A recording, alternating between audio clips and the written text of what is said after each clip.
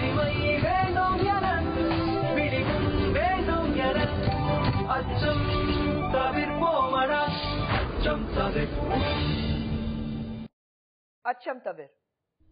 Brake முன்னாடி சாந்தி கிட்ட பேசணும். ராம் என்னத்தை ஏமாத்தினாலும் I'll continue to love him. ஏத்துக்க மாட்டேன். ஆனா அந்த மெமரிஸ், அந்த கனவுகள் என்னால மனசுல இருந்து வெளியெடுத்து வீச முடியாதுன்னு சொல்லியிருக்காங்க. அதே மாதிரி ஏவில பார்த்து பிரேமா இன்னைக்கு நம்ம மத்தியில இருக்காங்க. வணக்கம் பிரேமா. பிரேமா, உங்களுடைய வாழ்க்கையில என்ன நடந்தது? ஃப்ரெண்டு தான். ஒரு 3 வீடு தள்ளி தான் அவங்க வீடு எங்க வீடும். அப்போ க்ளோஸா பழகும்போது திடீர்னு அவங்க அப்பா செத்து ஒரு 2 வருஷத்துக்கு அப்புறம் அவங்க அம்மா உடம்பு செய்ய மாட்டாங்க, கேன்சர் கட்டி அப்படின்னு உடம்பு ஹாஸ்பிட்டல் அட்மிட் பண்ணிட்டாங்க. அப்போ அவங்க வீட்டுல இன்னும் ரொம்ப கஷ்டமாயிடுச்சு. அப்போ அந்த பசங்க 3 பேர் பொம்பளை பசங்க, 2 பையன். இவங்க அப்பதான் பெரியவங்க. அவங்க அம்மா இறந்தப்போ அவங்க தங்கச்சிங்க நான் ரொம்ப கூட பிறந்த அக்கா தங்கச்சி மாதிரி பாத்துக்க ஆரம்பிச்சிட்டேன். பாத்துக்க ஆரம்பிச்சோம்னா 2001 2002 தான் எங்க கிட்ட லவ் பண்ணிட்டு இருக்கேன் அப்படி இப்படின்னு சொன்னாங்க. அப்படின்னு நான் சொன்னேன், ஃப்ரெண்டா பேசிட்டு இருக்க, நீ என்ன மனைவியை ஏத்துனாலும் நான் உனக்கு கணவரா ஏத்துக்க முடியாது. அந்த ஸ்டேஜ்ல நான் உங்ககிட்ட பேசவே இல்லை, பழகவே இல்லை. உங்ககிட்ட எப்போ ஒரு தப்பான்ற ஒரு எண்ணம் வந்துச்சோ இனிமே உங்க வீட்டுக்கு நான் வரமாட்டேன், உங்க வேலை நீங்க பாத்துட்டு நான் விட்டு வேலைக்கு போக ஆரம்பிச்சேன். அவங்க பாடியில வெல்டிங் ஷாப்ல வேலை செஞ்சாங்க. அப்ப அந்த டைமுக்கு வருவாங்க, பஸ் ஸ்டாண்ட் நிப்பேன், நீ என்ன லவ் பண்ணல நான் செத்துருவேன், நீ என்ன இது பண்ணல, ரொம்ப டார்ச்சர் கொடுக்க ஆரம்பிச்சாங்க. அப்ப நான் சொன்னேன், நீ என்னதான் டார்ச்சர் கொடுத்தாலும் நான் உன்னை ஏத்துக்க முடியாது. ஆனா அப்பல இருந்து அவர் மேல சில சின்ன சின்ன குற்றச்சாட்டுகள் இருந்தது. ரவுடித்தனம் பண்றதோ, அடிதடியில ஈடுபடுறதோ, அது அப்பல இருந்து இருந்தது. ஆமாங்க மேடம். 2 வருஷமா என் கூட அப்படியே பிரச்சனை வாக்குவாதமா இருந்து வீட்டுல போகும்போது அவங்க வீட்டுல காபி கொடுக்கும் போது எனக்கே தெரியாது தூக்கு மாத்திரையை போட்டு கொடுத்துருக்காங்க. நான் அதை குடிச்சிட்டு அவங்க வீட்டுல படுக்கவோ என்ன தப்பு பண்ணிட்டு இருக்காங்க. அப்ப எனக்கு தெரியல, எனக்கு ஏதோ சோர்ந்துதான் இருந்தது, எனக்கு ரொம்ப சோர்ந்த மாதிரி இருந்தது. என்னன்னு கேட்டு தெரியல, தூக்கத்துல மயக்கத்துல ஏந்து உட்காந்துடுறோம் போல அப்படின்னு. அப்போ அவங்க தங்கச்சிக்கே தெரியாம அவங்க தங்கச்சி கடைக்கு அனுப்பிட்டு இந்த மாதிரி பண்ணிட்டாங்க, எனக்கு தெரியாது. அதுக்கப்புறம் சொன்னாங்க, என்னன்னு தெரியல, எனக்கு ஒரு மாதிரி மயக்கமா இருக்கு, நான் காப்பி குடிச்சுன்னு தூங்கிட்டேனே. அப்ப எங்களுக்கு சொன்னாங்க, தெரியாத உனக்கு விஷயம், உன்னை எல்லாமே நான் பண்ணிட்டேன், நீ என்னை ஏத்துக்காமது உன் கையில தான் இருக்குது. அப்போ எனக்கு மனசு மாற ஆரம்பிச்சு, என்னடா இது, நம்ம இப்படி இருந்து இப்படி தப்பு பண்ணிட்டானே, நம்ம போயிட்டு இவனை கல்யாணம் பண்ணிக்கனாலும் நம்ம வேற யாரும் கல்யாணம் பண்ணாலும் நம்ம மனசு தப்பு பண்ணதானே ஒருத்தின்னு இருக்கும், தப்பு பண்ணே நம்ம கல்யாணம் பண்ணிக்கலாம் அப்படின்னு சொல்லிட்டு பேச ஆரம்பிச்சேன். பேச ஆரம்பிச்சுட்டு வந்தோடனே எனக்கு குழந்தை நின்றது எனக்கு தெரியவே தெரியாது மேடம். இந்த விஷயம் பார்த்திபன் கிட்ட போய் சொன்னீங்களா? இந்த குழந்தை நிற்கிற விஷயம் எனக்கு ஹாஸ்பிட்டல் தெரிஞ்சோம். அந்த நைட்டே நான் பேசுறேன், அந்த நைட்டு பேசலாம், இந்த மாதிரி பிரெக்னெண்டா இருக்குன்னு சொல்லிருக்காங்க. எதுக்கு அவர்கிட்ட போய் பிரெக்னெண்டா இருக்க சொன்னீங்க? பார்த்திபன் கிட்ட ஏன் சொன்னீங்க? அவங்க எவ்வளவு பிரச்சனை நான் கல்யாணம் பண்ணிக்கிறேன்னு சொன்னாங்கல்ல மேடம். அப்போ அதுதான் சொல்றேன், அதுக்கு முன்னாடி பிரெக்னெண்டா இருக்கீங்கன்னு தெரியறதுக்கு முன்னாடி நீங்க பழகி இருக்கீங்கல்ல? அதுக்கு முன்னாடி இப்படி எல்லாம் பழகல மேடம். நானே ஃப்ரெண்டா தான் பேசியிருந்தேன். இவங்க என்ன லவ் பண்ண மாட்டேன்னு ஒத்துக்க மாட்டேன்னு சொன்ன பிளான்ல தான் எனக்கு மாத்திரை போட்டு என்ன மனசை மாத்தி இந்த அளவுக்கு வர. அவ்வளவுதான் சொல்றேன், நீங்க சொல்ற விஷயம் தான் சொல்றேன். மனச மாத்தி உங்க மனச மாத்தினதுக்கு அப்புறம் 2-3 தடவை காஃபில தூக்க மாத்திரை போட்டு உன்ன நான் தங்கச்சி ஏதோ வேலைக்கு அனுப்புறதுக்குள்ள நான் ஒண்ணு கெடுத்துட்டேன், என்ன விரும்ப மாட்டேன் சொன்னேன்ல, அதுக்காக நான் உன்னை இப்படி பண்ணிட்டே சொன்னாரு. நீங்க தானே சொன்னீங்க அப்படி பண்ணிட்டாரு. தெரிஞ்சதுக்கு அப்புறம் சரி வேற யாரும் கல்யாணம் பண்றதுக்கு இவனே கல்யாணம், நமக்கு எடுத்தவனே கல்யாணம் பண்ணிக்கலான்னு அப்படி தாட்ல இருந்தீங்க. அதுக்கப்புறம் பழக ஆரம்பிச்சிட்டீங்க, கெடுத்திருக்காருன்னா தெரியும், அப்புறம் ஏன் பழக ஆரம்பிச்சீங்க? அதுக்கப்புறம் பழகல மேடம்.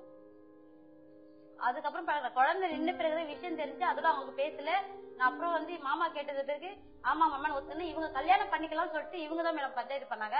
ஐயா நீங்க சொல்லுங்க, இவ்வளவு நடந்திருக்கு, இவ முதல்ல இப்படி என்ன கெடுத்துட்டான் கற்பழிச்சுட்டான் தெரிஞ்ச உடனே கம்ப்ளைண்ட் கொடுத்திருந்தா மேட்டர் இந்த இவ்வளவு தூரத்துக்கு வந்திருக்காது. இந்த மாதிரி எங்கிட்ட சொன்ன பிறகு மேடம், இந்த பொண்ணு இந்த மாதிரி பர்மனண்டா இருக்குது, இதுக்கு உண்டான ஆள் யார் முதல்ல தெரியணும் அந்த பார்ட்டின்றதுக்காக இதை விசாரிச்சு நான் கூப்பிட்டு தனிமையில விசாரிச்சேன். விசாரிச்சு இது மாதிரி சொன்ன பிறகு இவங்க அம்மா இவங்க உறவுக்காரெல்லாம் வர வச்சு இந்த மாதிரி இந்த பொண்ணு சொல்லுது, இவ்வளவு நாள் நீங்க என்ன பண்ணிருந்தீங்க அப்படின்னு கேட்டு தெரிஞ்சது பிறகு அந்த பையனுக்கு அம்மா அப்பா 2 பேருமே கிடையாது, 3 சிஸ்டருங்க இருக்கிறாங்க, ஒரு தம்பி இருக்கிறாங்க, அவன் தான் பெரியவாங்க. அவங்க சித்தப்பா தான் ஊர்ல இருந்து அம்பத்தூர் பக்கம், அவங்க தான் அவங்களுக்கு தேவையான அப்பப்போ உதவி பண்ணிட்டு போயிடுவாங்க. லோக்கல்ல இருக்கிற அவங்க சொந்தக்கார யாருமே அவங்களுக்கு வரமாட்டாங்க, எதுவும் உதவி கிடையாது. அதனால அவங்களே வர சொல்லி இவருடைய ஃப்ரெண்டுங்கெல்லாம் வர சொல்லி 2 தர பேர் வச்சு பேசணும். அப்புறம் அவன் என்ன சொன்னா, எல்லாரும் மத்தியிலுமே நான் தான் இதை நான் ஏத்துக்கிறேன் அப்படின்னு சொல்லிட்டேன். அப்படியெல்லாம் இருந்தும் கூட இன்னைக்கு ஏமாத்தப்பட்டு இந்த 8 வருஷமா நானும் தலை கொண்டு தான் மேடம். நம்ம இன்னைக்கு பார்க்கும்போது சில பேர் இந்த மாதிரி ஒரு பெண்கள் வந்து ஏமாத்தி அவங்க வாழ்க்கைக்கு எடுத்துட்டு கையில ஒரு குழந்தை கொடுத்துட்டு சில பவர் அவங்க கையில இருக்கிறதுனால அது மிஸ்யூஸ் பண்ணிட்டு இருக்காங்க. இந்த மாதிரி ஏமாந்த பெண்களுக்கு நியாயம் கிடைக்கணும், சீக்கிரம் கிடைக்கணும். அண்ட் பெண்களுக்கும் ஒரு விஷயம் சொல்ல விரும்புறேன். காதல் அந்த நேரத்துல இருக்கிறது, அந்த வயசுல வர காதல், இவர் தான் நம்ம வாழ்க்கையை நினைச்சிட்டு நம்மள வந்து முழுசா அவங்க கையில கொடுத்துடுறோம். இன்னைக்கு பிரேமா மாதிரி கையில குழந்தை வச்சுட்டு எத்தனையோ பேர் இன்னைக்கு நம்ம தமிழ்நாட்டிலேயே வாழ்ந்துட்டு இருக்காங்க, கஷ்டப்பட்டுட்டு இருக்காங்க. பிரேமாக்கு அந்த தைரியம் இருக்கு. என் குழந்தைக்கு வந்து நியாயம் வாங்கி தீர்வேன்னா ஒரு தைரியத்துலதான் அவங்க வந்து 8 வருஷமா போராடிட்டு இருக்காங்க. ஆனா மத்த பெண்கள் அவங்களுடைய கதி என்ன, அவங்களுடைய வாழ்க்கை என்ன, ஒரு பாடமா இருக்கட்டும். காதலிங்க, ஆனா ஏமாந்துடாதீங்க. அடுத்த செக்மெண்ட்ல இங்க வந்திருக்கிற ஸ்பெஷல் கெஸ்ட் கிட்ட பேச போறோம். அச்சம் தவிர. அச்சம் தவிர சொல்லும் போது ஒரு கம்பீரம் இருக்கு. அச்சம் தவிர இன்னைக்கு சமுதாயம் பார்க்கும்போது பெண்களுக்கு தான் இந்த வார்த்தை ரொம்ப பொருத்தமாக இருக்கும்னு தோணுது. அதுவும் இன்னைக்கு இந்த எபிசோடு பார்க்கும்போது நிறைய பெண்கள் காதலுங்கிறது பேரால் ஏமாந்தப்பட்டிருக்காங்க. அவங்கள பத்தி பேசிட்டு இருக்கோம். 2 பேர் இன்னைக்கு ஷோக்கு வந்தாங்க. அவங்களுடைய சோக கதை நம்ம கிட்ட ஷேர் பண்ணிருக்காங்க. ஆனா இந்த செக்மெண்ட்ல ஏன் இப்படி நடக்குது, இதுக்கு முற்றுப்புள்ளி வைக்கிறதுக்கு என்னெல்லாம் செய்ய முடியும், ஏன் இப்படி ஏமாந்து போறாங்க, இது எல்லாத்தையும் பேசுறதுக்காக ஸ்பெஷல் கெஸ்ட் வந்திருக்காங்க. ஃபர்ஸ்ட் பி மனோகர் அவர்கள், நீங்க வணக்கம், காவல் உதவியில இருக்கீங்க. அடுத்தது சரளா தேவி, வணக்கம், நீங்க லாயரா இருக்கீங்க, வழக்கறிஞரா இருக்கீங்க. அண்ட் மீனாட்சி ஈஸ்வரன், நீங்க சமூக சேவையில ரொம்ப ஆவலா இருக்கீங்க. நீங்க சொல்லுங்க மீனாட்சி ஃபர்ஸ்ட், இந்த மாதிரி ஏமாந்து போற பெண்களுக்கு என்ன சொல்ல விரும்புறீங்க? இந்த 2 பேர் ஏமாந்தவங்களுக்கு பெருசா ஒன்னும் பெருசு டிஃபரெண்ட் ஒன்னும் இல்ல. 2 பேரும் மோரார்லெஸ் சேமா தான் ஏமாந்து போயிருக்காங்க. கிறிஸ்பி அண்ட் கிறிஸ்டல் கிளியரா என்ன சொல்லணும்னா, ஒரு இனிக்க பேசுற ஆம்பளைங்களை நம்ப கூடாதுன்னு ஒரு எக்ஸாம்பிளும், ஓவரா கான்பிடென்டா தைரியமா இருக்கிற ஒரு லேடியும் தான் இந்த பெருசு இந்த டாபிக்ல நம்ம பார்த்த வரைக்கும். இந்த செகண்ட் பார்த்த லேடிக்கு வந்து அசட்டு தைரியம்னு சொல்லலாம். பிரேமா விஷயத்துல எனக்கு என்ன பட்டுச்சுன்னா, பல வருஷம் பக்கத்து வீட்லயே இருக்காங்க, அவங்க குடும்பத்துல இருக்கிற அத்தனை பேர் தெரியும், தம்பி தங்கச்சிங்க இருக்காங்க, அவங்களும் எல்லாரும் தெரியும், அம்மா உயிரோட உயிருக்கு போராடிட்டு இருக்கும்போது கூடவே இருந்தாங்க, அதுவும் தெரியும், ஒரு நம்பிக்கை. இப்ப வந்து அவங்க இவங்க தான் என்கரேஜ் பண்ணிருக்காங்க. கண்டிப்பா ஒருத்தவங்களை பார்த்தாலே வித்தின் ஒரு 10 மினிட்ஸ் 15 மினிட்ஸ் ஒருத்தவங்களோட பேசுறோம்னா கண்டுபிடிக்க முடியாது. நீங்க சொல்ற மாதிரி வாழ்நாள் பூரா தெரிஞ்சவங்களா இருக்காரு, வாழ்நாள் பூரா பக்கத்திலே இருக்காரு, அவரை பத்தின ஒரு பர்சனாலிட்டி, அவர் என்ன மாதிரியான கேரக்டரிசம், அந்த மாதிரியான ஆளு, அந்த மாதிரியான நெகட்டிவ் டிமெரிட்ஸ் மெரிட்ஸ் கண்டிப்பா அவங்களுக்கு தெரிஞ்சிருக்கும். அந்த அவரை பத்தின அந்த பார்த்திபனை பத்தின விஷயங்கள் சொல்லும். இவங்க வந்துட்டு உள் மனசுல அவங்கள வந்து லவ் பண்ணிருக்காங்க, அதனால சில விஷயங்கள் அவங்களுக்கு இடம் கொடுத்திருக்காங்களே ஒழிய இவங்க ஃபுல் ஃபிளெஜ்டா அவர் மேலேயே நம்ம தப்பு சொல்லணும். பட் நம்ம லேடிஸ் நம்ம சைடு அந்த மாதிரி அவங்களே தப்புன்னு சொல்ல முடியாது. இவங்க வந்து அவங்களை என்கரேஜ் பண்ணது வந்து நான் ஃபர்ஸ்ட்லேயே தெரிஞ்சிருக்கும் போது அவர் நம்ம வந்து ஆரம்பத்திலேயே இது பண்ணி தடுத்திருந்திருக்கான். கண்டிப்பா ஒரு 4-5 வார்த்தை பேசிட்டு இருக்கும்போது நம்மளால கண்டுபிடிக்க முடியும்ல. அதே இது முன்னாடி ஒரு மொதல் கேஸ் என்ன அப்படின்னா, அந்த பொண்ணு எப்படின்னா இனிக்க பேசுற ஆம்பளைங்களை நம்ப கூடாதுன்றதுக்கு ஒரு உதாரணம்.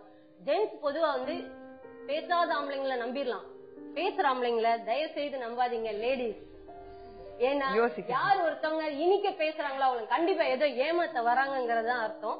பெண்கள் சார்பா ரொம்ப வருத்தப்பட்டு சொல்ல வேண்டிய விஷயம் என்னன்னா, இவங்க ரொம்ப வருத்தப்படுறதுக்கு என்ன இருக்குன்னா, இவங்க பிரச்சனை வர்றதுக்கு முன்னாடியே ஒரு அவேர்னஸோட வெளியே வரணும். அதுதான். ஏன்னா நான் கூப்பிட்டு வச்சு சொல்ற லேடிஸ் இதா வாலண்டியரா நான் என்ன சொல்றேன்னா, நீங்க வந்து ஏமாறாதீங்க.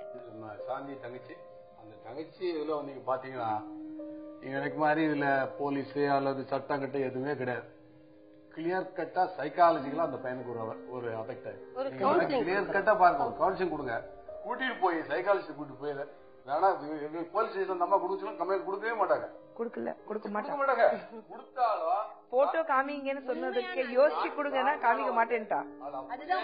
நீங்க சொல்லி நான் சொல்லி இது மூலமா கொடுத்தாலும் விடிய காலம் போன் பண்ணி சாந்தி அந்த கம்ப்ளைண்ட் இப்ப ரிட்டர்ன் வாங்கிட்டு வாமா அப்படி சொன்னா 10 நிமிஷம் போய் நிற்பாங்க. அது ஒன்றும் சந்தேகம் கிடையாது. நானும் போலீஸ் ஒரு 34 வருஷம் சர்வீஸ் தான் எனக்கு நிறைய கேஸ்ல பாத்துருக்கிறேன். இப்ப நமக்கு தேவை யாராச்சும் ஒரு கவுன்சிலிங் கூட்டிட்டு போய் 2 பேரும் கூப்பிட்டு வச்சு அந்த பையன் மனசுல என்ன ஏன் நீ வந்து இவ்வளவு தூரம் இருக்கிறவன் இப்ப அப்பாவுக்கு பயந்துக்கான சும்மா அப்பாவுக்கு பயந்து 8 வருஷத்துக்கு முந்தைய பயந்துட்டு போயிருப்பாரு. அதுதான் கேட்டேன். இப்போ அந்த டெர்மட்டாலஜி வந்த பிறகு தப்பா நினைச்சுக்கிட்ட தங்கச்சி, நான் வந்து இதை சொல்றேன், நான் ஓப்பனா சொல்றேன். ஏன்னா கூட்டிட்டு போய் கண்டிப்பா அந்த பையனை காட்டுங்க, சைக்காலஜிஸ்ட் காட்டுங்க, நிச்சயம் மனசுல இதுதான் இருக்கும். நான் சொல்றேன் மேடம், நாளைக்கு கூப்பிட்டு கூட சொல்லுவீங்க. இதுல நீங்க அச்சம் தவிர நல்லா தலைப்பு கொடுத்து டாபிக் அருமையான டாபிக் கொடுத்து படிக்கிட்டு இருக்கீங்க. அதனால இது வந்து நம்ம சட்டப்படியா நீங்க போற பாத்தீங்கன்னா, நான் போலீஸ் ஆபீசர், மனுஷன் லாயர், பிஎல் முடிச்சிருக்கேன். இது என்னன்னா வந்து சட்டத்துல உங்களுக்கு நீங்க பாத்தீங்கன்னா, என்ன இவர் காதலிச்சுட்டு இப்போ கல்யாணம் பண்ண மாட்டேங்கிறா அப்படின்னு சொல்லி ஒரு பெட்டிஷன் கொடுத்தாருன்னா, சட்டத்துல முறையான நடவடிக்கை எடுக்க சட்டம் இடம் கொடுக்காது. சட்ட பிரிவுகள் கிடையாது, சட்ட பிரிவுகள் சரியான பிரிவுகள் கிடையாது. நானும் லாயர் தான் பாத்துக்கேன். இல்ல அத கேக்குறேன், எப்படி வந்து நீங்க வந்து எப்படி கொடுக்கலாம்? இதுக்கு வந்து 17 ஐபிசி செக்ஷன் 417 நம்பிக்கை துரோகம் இவருக்கு பண்ணிவிட்டார். எத்தனை வருஷம் பனிஷ்மெண்ட்? 1 year. Only 1 year. அதுக்கப்புறம் அவங்க வெளியில வந்து as usual அவங்க என்ன நம்பிக்கை பண்ணுவாங்க? துரோகத்துக்கு பண்ண போயிருவாங்க. சரி, இப்ப அதெல்லாம் வேண்டாம். இப்ப லேட்டஸ்டா உமன் ஹராஸ்மெண்ட் ஆக்ட் இருக்கு. அதே நேரத்துக்கு கூட நான் பாத்துக்கிட்டு வந்தா, அதுலயும் வந்து அன்மேரிடு லேடி வந்து அன்மேரிடு மென் வந்து என்ன வந்து லவ் பண்ணிட்டு விட்டுட்டு அப்படின்னு சொன்னா, அது சட்டத்தில் இடம் இல்லை. உமன் ஹராஸ்மெண்ட் யாரு பண்ணாலும் உமன் ஹராஸ்மெண்ட் தான். அவர் அன்மேரிடா இருந்தாலும் சரி, மேரிடா இருந்தாலும் சரி, உனக்கு கல்யாணம் பண்றேன் அப்படின்னு ஹராஸ்மெண்ட் பண்ணாலும் சரி, கல்யாணம் பண்ணிட்டு ஹஸ்பண்ட் ஹராஸ்மெண்ட் பண்ணாலும் சரி, அதெல்லாம் வந்து நீங்க வந்து அந்த சட்டத்துல அவங்க புக் பண்ண முடியும். என்னை காதலித்து விட்டு இவர் வந்து கை விட்டு விட்டா, நல்லா கேட்டுக்கோங்க, இது மூலமா தெரிஞ்சுக்கிட்டோம். அதுக்காக இந்த நிகழ்ச்சி இருக்கு. ஏன்னா நிறைய பேர் இப்படி ஏமாந்து நிக்கிறாங்க. தினமும் நம்ம பேப்பர்ல படிச்சிட்டு இருக்கோம்.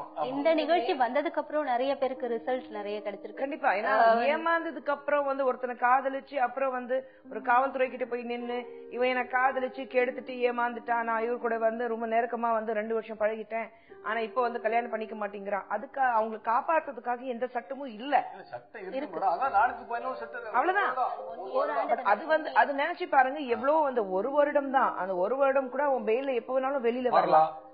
அது 1 year வந்து கண்டிப்பாக நான் பெயிலபிள் அரெஸ்ட் வந்து நீ வந்து ஜெயில தான் இருக்கணும், அது சொல்ல முடியாது. அது இமிடியேட்டா வந்து லோவர் கோர்ட்ல போனா ஹையர் கோர்ட்டுக்கு போவாங்க. அந்த ஹையர் கோர்ட் போனா அதுக்கு மேல இன்னொரு ஹையர் கோர்ட் இருக்கு, அது எபெக்ஸ் கோர்ட்டுக்கு போவாங்க. இந்த மாதிரி விஷயங்கள் அது நீங்க வந்து ஹையர் கோர்ட் இருக்கட்டும் அல்லது அபெக்ஸ் கோர்ட் இருக்கட்டும், இந்த மாதிரி போராடுறதுக்கு, இந்த மாதிரி விஷயங்களுக்கு போராடுறதுக்கு நேரமும் கிடையாது. அந்த மாதிரி ஒரு அவங்களுக்கு வந்து ஸ்பேஸும் கிடையாது. இது விட மிக துயமான ஒரு விஷயங்கள் பத்தி அவங்க விவாதிச்சிருப்பாங்க. இல்ல இப்போ ஒரே ஒரு விஷயம் தான், பெண்களுக்கு அந்த தைரியம் வருது, வெளியே வந்து நமக்கு நியாயம் கிடைக்கும்னு ஒரு தைரியத்துல தான் வெளியில வராங்க. இதுக்கு முன்னாடி மறுபடியும் நம்ம சொல்றது, நம்மளால உருவாக்கப்பட்ட ஒரு சம்பிரதாயம், நம்மளால உருவாக்கப்பட்ட ஒரு சமுதாயத்துக்கு பயந்து வெளியில போனா எத்தனை பேர், 3 பேர் வந்திருக்காங்க. இந்த நிகழ்ச்சி பண்ண போறோம்னா 3 பேர், ஒரு 4வது பொண்ணு வர வேண்டியதா இருந்தது. கடைசியில வந்து இஸ்லாமியர் மதத்துல சேர்ந்த பெண்ணு வர வேண்டியதா இருந்து, கடைசி நேரத்தில் இன்னைக்கு காலையில நிகழ்ச்சி இருக்குன்னா இன்னைக்கு காலையில போன் பண்ணிட்டு என்னால வர முடியாதுங்க.